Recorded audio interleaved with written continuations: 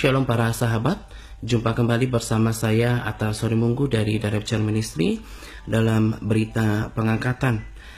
Baik, pada malam hari ini kita akan melanjutkan kembali renungan kita. Dan untuk para sahabat yang di Direct Church Ministry, saya perlu memberitahu bahwa rekaman renungan ini adalah juga rekaman yang dipakai di radio. Jadi kalau sapaan tidak selalu persis sama untuk mengucapkan selamat pagi, rasanya tidak menjadi masalah karena rekaman ini adalah rekaman yang dipakai juga untuk menyapa para sahabat kita di radio. Baik, pada malam hari ini kita akan memulai renungan kita, dan sebelum kita memulainya kita akan bersama-sama berdoa terlebih dahulu. Mari kita satukan hati kita para sahabat, kita berdoa. Bapa, kami mengucap syukur ya Tuhan untuk waktu yang Engkau berikan kepada kami, sehingga kami memperoleh kesempatan yang baik untuk mendengarkan firman-Mu pada pagi dan malam hari ini ya Tuhan. Dan kami percaya bahwa Tuhan yang memberikan kami waktu dan semua karena kemurahan-Mu ya Tuhan. Ada banyak orang di luar sana tidak memiliki kesempatan untuk mendengarkan kebenaran firman-Mu, tetapi kalau kami mendengarkan kebenaran firman-Mu pada kesempatan ini, semua adalah karena kemurahan-Mu ya Tuhan. Dan saya berdoa bahwa setiap firman yang saya taburkan ya Tuhan, baik di Direct Church Ministry maupun di radio, tidak akan pernah kembali dengan sia-sia. Firman-Mu adalah seperti benih yang akan tumbuh berlipat ganda 30, 60 hingga 100 kali lipat.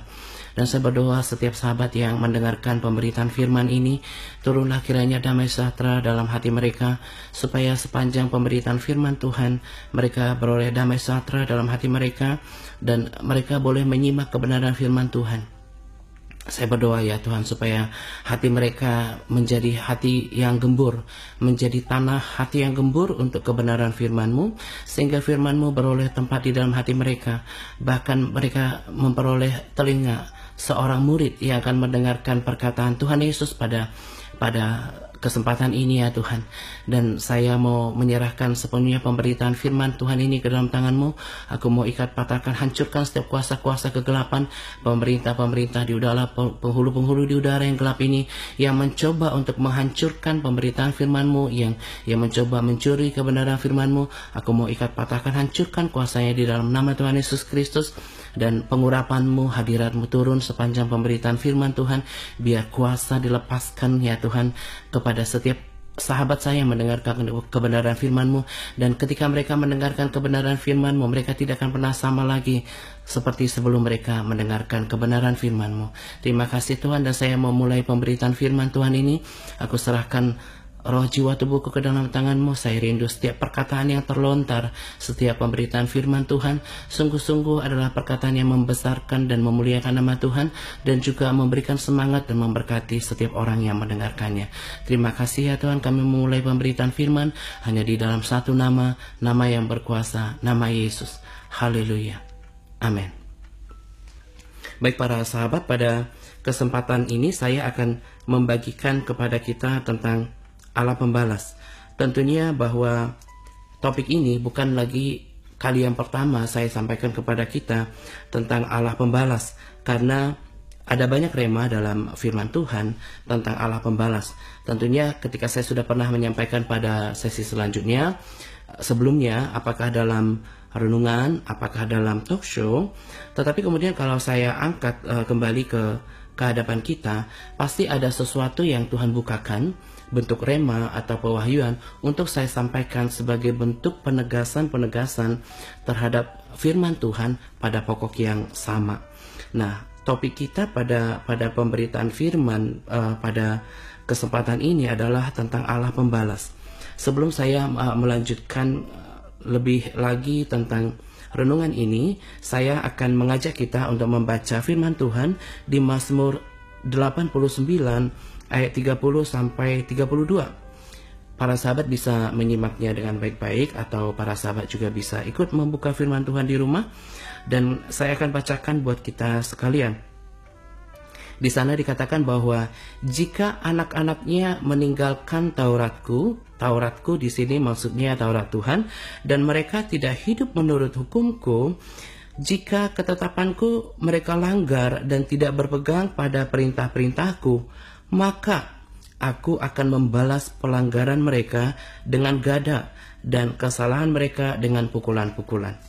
Saya akan baca sekali lagi supaya kita lebih memahami siapakah Tuhan itu.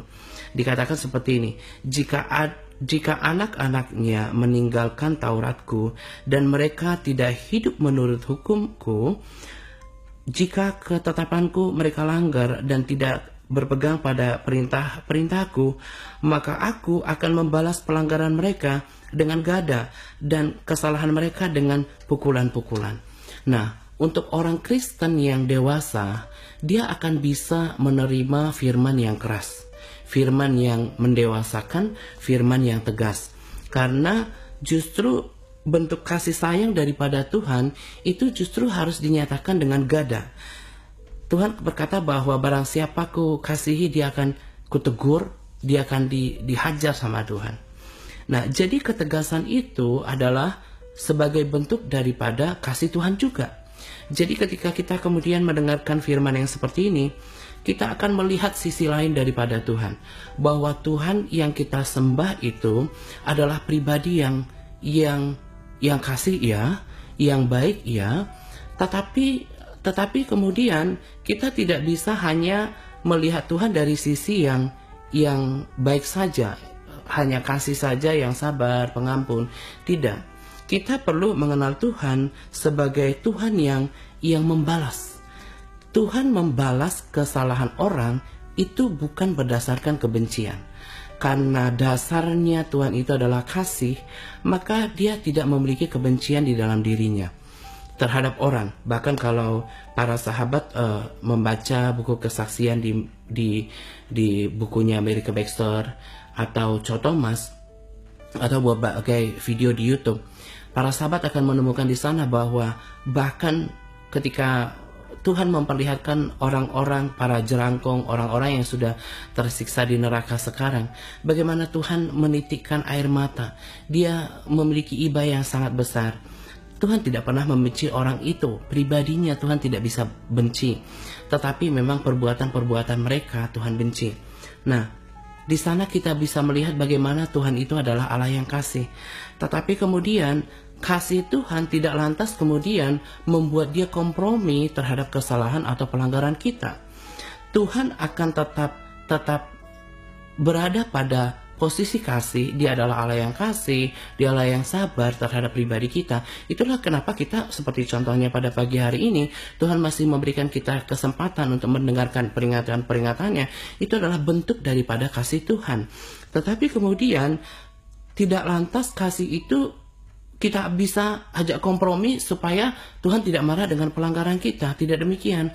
Karena bentuk kasih daripada Tuhan adalah rotan, adalah gada. Supaya apa? Supaya kita kemudian berbalik kepada jalan-jalannya. Jadi ketika Tuhan merotan kita, menggadai kita, menggada kita, memukul kita, itu adalah sebagai bentuk daripada kasih Tuhan. Sebagai bentuk daripada ketegasan Tuhan. Supaya karena Tuhan menghendaki kita hidup di dalam kebenarannya. Nah, pada poin ini ada pesan yang sangat sederhana tetapi tegas yang saya mau sampaikan kepada kita, bahwa Tuhan yang kita sembah adalah Tuhan pembalas. Tetapi ada garis bawahnya, bahwa ketika dia membalas bukan karena dasar kebencian, tetapi ketegasan. Justru ketika seseorang tidak hidup dalam kebenaran firman Tuhan, pernyataan kasih Tuhan itu berubah menjadi ketegasan. Ingatkah kita ketika kemudian Adam dan Hawa jatuh dalam dosa, Tuhan tidak tinggal diam. Tuhan mengusir mereka. Apakah Tuhan membenci mereka? Kalau Tuhan membenci pribadinya, mungkin pada saat itu mereka sudah dihanguskan pada saat itu. Tetapi Tuhan usir mereka, memberikan mereka kesempatan, lalu memperlengkapi mereka dengan cawat. Itulah sebagai bentuk kasih Tuhan. Tetapi kemudian ketegasan tetap harus berjalan. Nah, itu yang saya mau sampaikan pada pesan renungan pada kesempatan ini, supaya kita bisa melihat bahwa Tuhan yang kita sembah adalah Tuhan juga yang akan membalas. Tujuannya apa? Supaya kemudian kita menjadi orang Kristen yang dewasa. Tidak hanya menjadi Kristen yang manja, yang kemudian pengen dimengerti oleh Tuhan, pengen dikasihi Tuhan terus, pengen disabarin Tuhan terus, pengen diampunin terus. Memang Dia akan pengampun, Dia adalah Tuhan yang pengampun. Tetapi ada kalanya Tuhan menginginkan kita menjadi dewasa. Seorang yang dewasa, dia mesti tahu apa yang baik, apa yang tidak baik, apa yang benar, apa yang tidak benar. Nah, melalui renungan pagi hari ini, kita harus mengerti bahwa Tuhan yang kita sembah adalah Tuhan yang membalas. Lalu apakah kemudian pesannya bagi kita? Kalau kita tahu bahwa Tuhan akan membalas kepada kita setiap perbuatan-perbuatan kita, maka yang kita lakukan adalah kita harus berhati-hati dalam setiap tindakan kita. Apabila setiap perbuatan kita harus pertanggungjawabkan, lalu kemudian setiap pelanggaran ada balasannya. Jadi kalau kita melakukan pelanggaran 1, ada balasannya 1. Kalau kita melakukan pelanggaran 10, Tuhan akan perhitungkan itu, karena Dia adalah Tuhan yang adil. Maka dari itu adalah kita harus menjadi orang yang berhati-hati.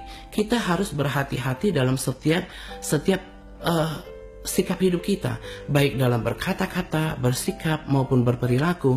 Kita kemudian menjadi hati-hati. Kita harus berpikir ulang apa yang kita harus katakan, apa yang kita harus perbuat, karena kita harus sadar bahwa setiap perbuatan itu ada pertanggungjawabannya sendiri-sendiri, ada konsekuensinya. Jadi ketika kita melakukan kesalahan, ketahuilah bahwa akan ada balasan akan itu. Memang Tuhan juga akan sediakan kita balasan untuk hal-hal yang baik, tetapi juga untuk perbuatan kita yang jahat, Tuhan akan mengenakan kita balasan yang setimpal. Nah, saya rindu bahwa setiap kita yang mendengarkan kebenaran firman Tuhan dalam renungan ini menjadi hati-hati. Saya dalam kehidupan sehari-hari, setelah saya menyerahkan hidup saya kepada Tuhan dengan sungguh-sungguh, saya seolah menakar semua kata-kata yang saya sampaikan, menakar semua chat saya, menakar isi pikiran saya, menakar isi hati saya, menakar sikap dan perbuatan saya. Kenapa? Karena oleh kesadaran bahwa hidup itu penuh dengan pertanggungjawaban, akan ada balasan. Jadi kalau orang tidak mengerti seperti ini, dia akan liar dalam bersikap, dia akan liar sesuka-sukanya, senak perutnya untuk ngomong apa saja, untuk bersikap dan berbuat apa saja. Nah, melalui renungan ini kita harus mengerti bahwa kita harus kemudian berhati-hati. Ada balasan atas setiap pelanggaran. Jadi adalah sangat bijak ketika kemudian setiap orang memperhatikan setiap tindakan dan perilakunya, mengingat bahwa Tuhan akan membalaskan kepada kita setiap pelanggaran kita. Saya kemudian tersadar ketika saya baca pengkhotbah. Nah, pada akhir pengkhotbah itu kadang-kadang kita berpikir bahwa tidak semua kitab mengarahkan pada ketaatan. Saya mau sampaikan loh, ternyata luar biasa bahwa hampir semua kitab itu mengarahkan pada ketaatan kepada Tuhan, berpegang pada perintah Tuhan. Nah, di pengkhotbah kan itu sebenarnya kata-kata yang penuh dengan harus penalaran. Tetapi dia katakan sesungguhnya kesia-siaan, ada waktu untuk segala sesuatu, ada banyak kata-kata hikmat di sana. Tetapi pada akhirnya ada perkataan yang dikatakan di sana, tetapi akhirnya bahwa takutlah akan Tuhan dan berpeganglah kepada ketetapan-ketetapannya. Jadi sesungguhnya, dan pada ayat paling terakhir dikatakan bahwa karena Tuhan akan membawa setiap perbuatan kita kepada pengadilan. Ada pengadilan, dan itu setara dengan apa yang saya bagikan pada renungan kita pada kesempatan ini, bahwa setiap pelanggaran kita itu ada balasannya, ada perkiraannya, ada perhitungannya, ada pertanggungjawabannya nanti.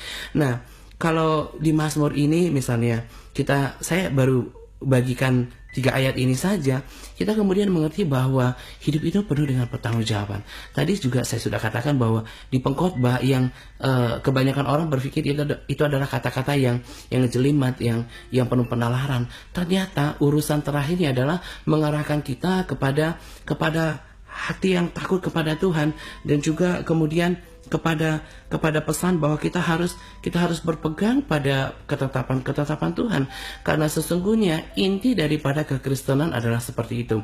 Kita harus takut akan Tuhan, dan oleh rasa takut akan Tuhan ini kemudian menuntun kita kepada ketaatan, menuntun kita kepada sikap takut kepada Tuhan ketika kita hendak berkata-kata, bersikap, dan berperilaku. Karena semua perbuatan kita, pelanggaran kita, terutama yang menjadi fokus kita pada kesempatan ini, akan mendapat balasan yang setimpal daripada Tuhan.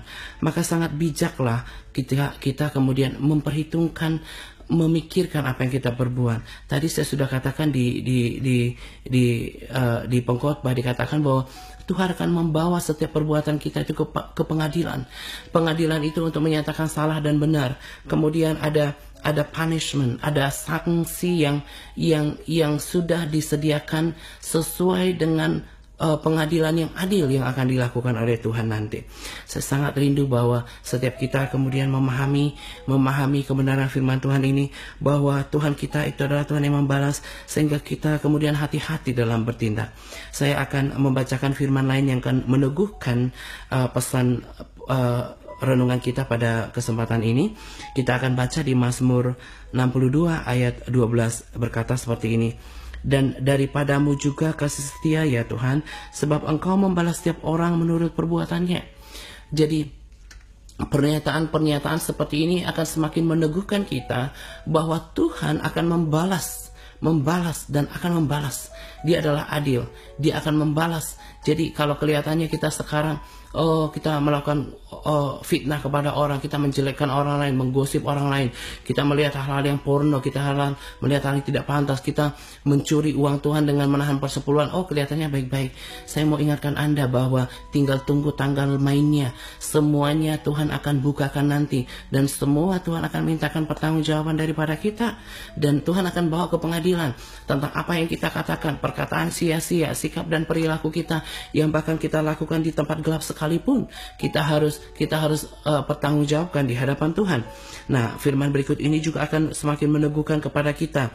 Di Roma 2 ayat 6 ayat sampai 8 dikatakan seperti ini, bahwa Ia akan membalas setiap orang menurut perbuatannya, yaitu hidup kekal kepada mereka yang dengan tekun berbuat baik, mencari kemuliaan, kehormatan, dan ketidakbinasaan, tetapi murka dan geram kepada mereka yang mencari kepentingan sendiri dan tidak taat kepada kebenaran, melainkan taat pada kelaliman. Nah, ini saya perlu penekanan di sini. Pembalasan yang Tuhan akan berikan kepada kita itu tentunya secara umum dalam bentuk dua bagian, yaitu melakukan pembalasan kepada orang yang dengan tekun berbuat baik, mencari kemuliaan, kehormatan, dan ketidakbinasaan. Nah, nanti ketika kita bertemu dengan Tuhan, ada pengadilan. Semua orang akan menghadap tahta pengadilan Tuhan. Tuhan akan mengadakan perhitungan. Tuhan akan mengadakan pembalasan kepada setiap kita atas setiap apa yang kita perbuat. Nah, dikatakan di sana bahwa Tuhan akan memberikan hidup yang kekal. Kepada siapakah Tuhan akan memberikan pembalasan hidup yang kekal? Yang mereka yang hidup dalam kehormatan dan ketidakbinasaan, yang mencari kemuliaan, yang hidup berbuat baik, hidup dalam kebenaran firman Tuhan. Nah, tetapi murka dan geram kepada mereka yang mencari kepentingan diri sendiri, yang tidak taat kepada kebenaran. Anda tahu bahwa hal yang paling khas dari pemberitaan Injil yang saya lakukan adalah gerakan ketaatan total. Jadi ketaatan itu adalah sesuatu yang mutlak dalam kekristenan. Kalau kita mengikut Tuhan, maka ketaatan total lah yang harus menjadi prioritas kita. Di sini dikatakan bahwa murka dan geram, inilah balasan. Inilah balasan yang Tuhan akan berikan kepada setiap orang yang tidak taat. Saya akan ulangi terus berkali-kali dan berkali-kali. Saya mau katakan bahwa setiap perkataannya di dalam firman Tuhan itu tidak kebetulan ada. Dan itu bukanlah omongan kosong. Kalau Tuhan katakan bahwa murka itu kan sebagai kata yang sama dengan amarah, tetapi dalam bentuk yang sangat sangat tegas, yang lebih menyeramkan. Murka yang menyalanya. Tuhan kalau murka ketika kepada orang Israel, apa yang terjadi? Kebinasaan, kematian, kehancuran. Itulah yang akan terjadi. Jadi kalau Tuhan katakan bahwa pembalasan adalah murka dan geram kepada mereka yang mencari kepentingan diri sendiri dan tidak taat kepada kebenaran. Apakah kebenaran itu? Yaitu adalah firman Tuhan. Firman Tuhanlah kebenaran sejati. Jadi kalau orang tidak taat kepada kebenaran firman Tuhan, ketahuilah maka balasannya adalah murka dan geram yang daripada Tuhan. Tuhan sudah sediakan itu. Sudah disediakan di depan, tinggal tunggu tanggal mainnya. Kemudian Tuhan akan memperhitungkan itu kepada kita. Apakah kita seorang yang hidup dalam berbuat baik? Apakah kita hidup dalam kebenaran? Tentu kita akan dibawa kepada surga untuk menikmati hidup yang kekal. Tetapi kalau kemudian kita tidak taat kepada kebenaran yang kita dengarkan setiap hari, bahkan saban hari para sahabat saya suguhkan kebenaran-kebenaran, ada didikan, nasihat, peringatan, bahkan perintah-perintah Tuhan. Lalu kalau kita tidak taat dengan seperti itu, ketahuilah bahwa balasan yang akan kita terima daripada Tuhan adalah kemurkaan dan kegeraman. Nah, itulah yang harus menjadi perhatian kita supaya kita tidak salah dalam mengikut Tuhan. Saya sangat bersyukur untuk pada Tuhan dalam kehidupan saya pada hari-hari ini. Saya sungguh semakin menyadari bahwa hidup ini adalah sebuah perjalanan yang sangat singkat. Nanti saya akan bersama dengan Tuhan dan saya akan bertemu dengan Dia untuk mempertanggungjawabkan semuanya. Di Alkitab kita dikatakan bahwa nanti kita akan bertemu dengan Dia dengan muka yang tidak terselubung. Kita akan bertemu dengan Dia bukan mungkin, tapi seperti layaknya ketika Tuhan bersama dengan murid pada waktu itu. Semuanya akan terbuka, semuanya akan diobrolin, semuanya akan dipertanggungjawabkan. Dan saya sangat percaya bahwa setiap firman Tuhan adalah kebenaran dan Tuhan akan genapi nanti. Tidak ada satu iota pun yang akan dihilangkan tanpa penggenapan. Jadi hal-hal seperti ini yang tertulis seperti ini kita harus mengerti. Makanya kita harus membaca firman Tuhan. Kita harus bergaul dengan firman Tuhan. Kita harus pahami bagaimana kemudian kita mengikut Tuhan. Saya selalu katakan bahwa Alkitab itu adalah seperti manual booknya kita untuk menuntun kita menuju perjalanan kita ke dalam kerajaan surga. Nah, ketika kita mengerti sekarang, jadinya kita berhati-hati bahwa tadi poin yang pertama, bahwa hidup adalah penuh dengan pertanggungjawaban. Itu karena Tuhan apa? Tuhan akan membalaskan setiap pelanggaran kita. Maka pada renungan kali ini kita harus berhati-hati. Takarlah perkataan, takarlah sikap dan perbuatanmu. Karena setiap pelanggaran yang kita lakukan itu akan mendapatkan balasan yang daripada Tuhan. Tadi pada bagian akhir saya sudah sampaikan bahwa balasannya ada dua bagian besar, yaitu bagaimana Tuhan akan memberikan hidup yang kekal kepada mereka yang hidup dalam kebenaran. Tetapi bagi orang yang taat, Tuhan sudah sediakan kegeraman, Tuhan sudah sediakan kemurkaan. Saya sudah ingatkan tadi bahwa kalau Tuhan murka, betapa dahsyatnya Dia. Orang Israel bisa dibunuh bukan saja ribuan, bahkan puluhan ribu orang dalam satu hari. Bagaimana ketika Dia murka terhadap Sodom dan Gomora, Dia bumi hanguskan itu kota. Kemudian juga ketika Dia murka dengan air bah, bagaimana dia dihancurkan semua makhluk hidup di bumi, di muka bumi kecuali Nuh.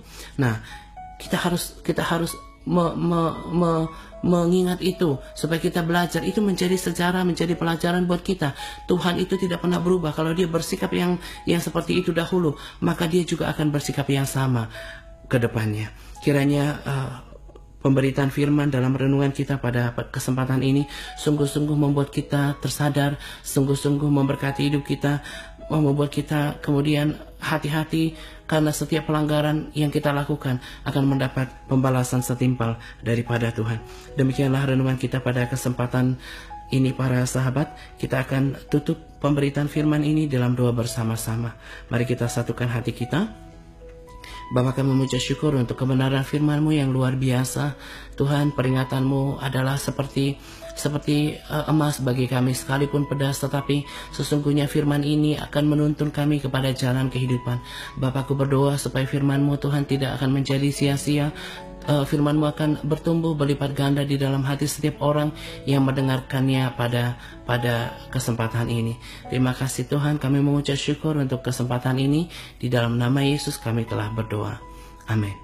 Demikianlah pemberitaan firman Tuhan dalam renungan ini para sahabat. Nanti saya kembali dalam sesi renungan yang lain. Tuhan Yesus memberkati kita berlimpah-limpah. Selamat beraktivitas.